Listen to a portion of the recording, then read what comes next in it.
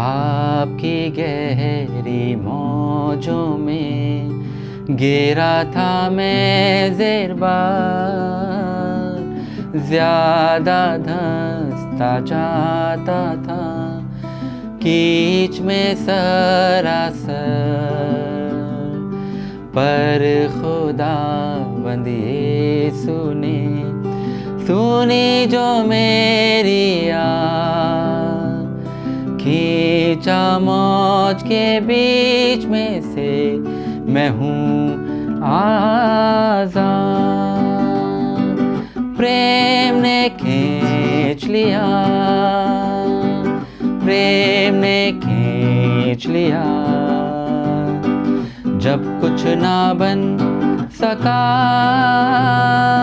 प्रेम ने खींच लिया।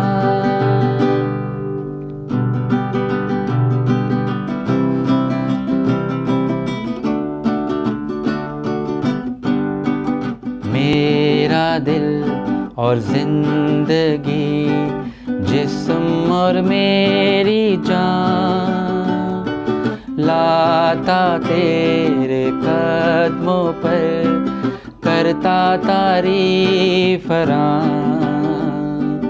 ऐसी गहरी मोहब्बत यीशु ने मुझसे की, खिदमत उसकी करूँगा मैं दिल से भी। प्रेम ने खींच लिया, प्रेम ने खींच लिया, जब कुछ ना बन सका प्रेम ने खींच लिया। नमस्कार, प्रभु में आप सभी को मेरा सलाम। Proverbs chapter 13 verse 8.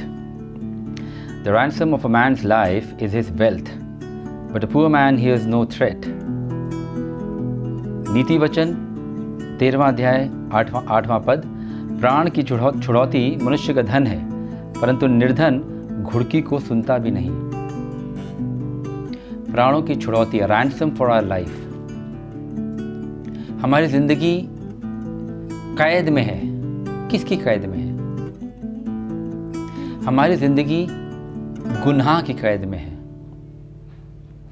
ज़्यादातर लोग इसको रियलाइज़ कर लेते हैं, एक्नॉलेज कर लेते हैं, मगर बहुत से लोग ऐसे भी हैं जो इसको एक्नॉलेज नहीं करते हैं, क्योंकि हम पल पल गुनाह करते हैं, पल पल हम गलतियां करते हैं।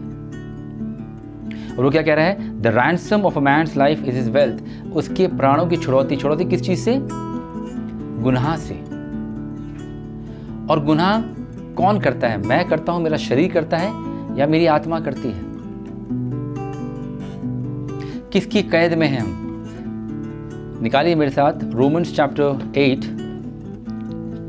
रोमियो अध्याय 8, और उसकी मैं पढ़ूंगा 5वीं आयत, जो कहती है, क्योंकि शारीरिक व्यक्ति शरीर की बातों पर मन लगाते हैं, परंतु आध्यात्मिक आत्मा की बातों पर मन लगाते हैं। यानी कि एक डिवीजन है शरीर का और आत्मा का। जो शरीर के चलाए चलते हैं, जो शरीर की लालसा को पूरी करते हैं, people who fulfil the desires of their body, and the people who walk as per their spirit.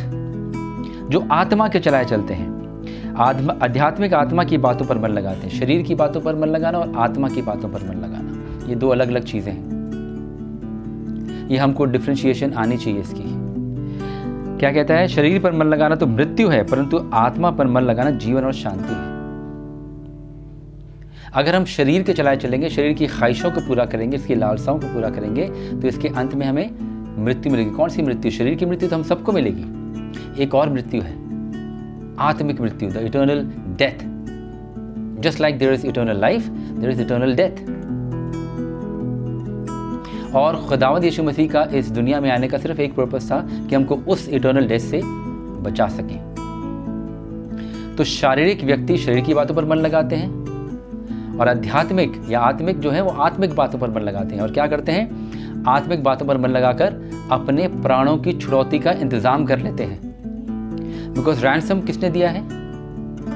छुड़ौती किसने कराई है?